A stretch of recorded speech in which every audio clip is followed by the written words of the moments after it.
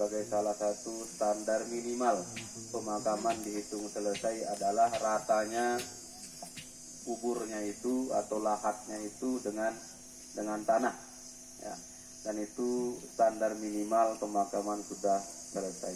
Beliau sudah banyak usianya, sudah lama lah diberikan jatah hidup oleh Allah Subhanahu wa Ta'ala, tetapi jatah penderitaannya juga banyak. Menyaksikan kematian suami, menyaksikan beberapa anaknya juga sudah meninggal, sehingga di akhir-akhir hayat beliau nama-nama anak beliau yang lebih dulu wafat itu terus disebut-sebut seperti orang yang melafazkan wirid-wirid atau zikir-zikir. Sehingga jika memang umur panjang itu adalah sebuah nikmat, tetapi ada Allah Subhanahu wa Ta'ala titipkan cobaan-cobaan yang membutuhkan kesabaran. Kesabaran dalam semua hal memang dibutuhkan, termasuk dalam menunggu keputusan Allah. Walaupun keputusan Allah itu sudah ada SK-nya, tetapi perlu juga sabar. Nabi Zakaria alaihi salam itu diberikan SK akan punya anak. Inna nubashiruka bigula minismuhu Yahya. Tetapi perlu 13 tahun menunggu beneran istrinya hamil. Perlu 13 tahun menunggu istrinya benar-benar hamil dan melahirkan anak yang bernama Nabi Yahya. Padahal SK, kabar gembiranya sudah lama diberikan oleh Allah Subhanahu wa Ta'ala. Jangankan untuk kita yang tidak tahu ada surat keputusan untuk kita, apa yang kita dapatkan besok hari atau hari-hari selanjutnya. Oleh karena itu, ya, selama hayat beliaulah yang banyak bersabar. Mungkin akhir-akhir hayat juga anak-anak beliau yang banyak bersabar, keluarga-keluarga beliau yang banyak bersabar. Sekarang ya kita lah yang banyak-banyak bersabar. Karena perjuangan kita juga kan adu sabar-sabaran. Sehingga sabar ini tema yang paling banyak dibicarakan oleh para ulama. Sesuatu yang pembagiannya, salah satu hal yang pembagiannya sangat banyak. Misalnya Imam Al-Qusairi membaginya as-sabru billah, as-sabru lillah, as-sabru ma'allah katanya. Yang paling sulit katanya as-sabru ma'allah, sabar mengikuti takdir Allah. Jadi sabar mengikuti kemilik atau kemauan Allah Subhanahu wa Ta'ala.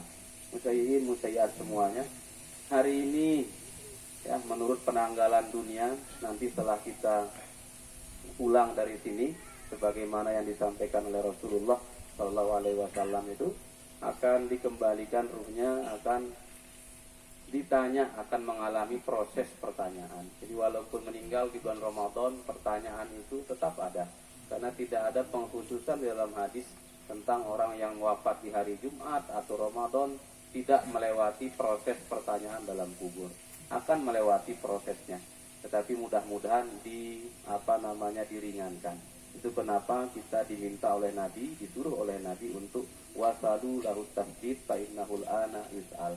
Mohon-mohonkan supaya dikuatkan, karena akan menjalani awal proses memasuki alam baru yang bernama alam barzakh. Alam barzakh itu sebagaimana disampaikan oleh Rasulullah Shallallahu Alaihi Wasallam, innal qabra awwalu manzilin min manazilil akhirah. Faman naja minhu fama ba'dahu aisaru minhu. Faman lam yanju minhu fama ba'dahu asyaddu minhu. Sesungguhnya alam kubur itu adalah tahapan pertama daripada tahapan-tahapan akhirat yang lain. Kebangkitan, mahsyar, hisab, sirat, dan seterusnya dan seterusnya.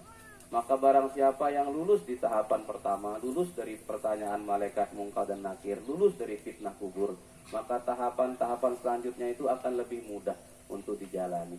Tetapi barang siapa yang gagal di ujian pertamanya di alam barzakh, maka kehidupan perjalanan setelahnya asyaddu minhu, akan lebih keras, akan lebih sulit. Itu gambaran dari Nabi untuk kita, bahwa orang yang di barzakh itu bidayahnya itu, permulaannya itu menentukan akhirnya. Terlebih kita yang masih hidup di dunia, bidayatuka nihayatuka. Jadi permulaanmu itu lebih banyak untuk menentukan akhirmu. Isya'uka atau subuhuka isya'uka. Subuhmu adalah isya'mu.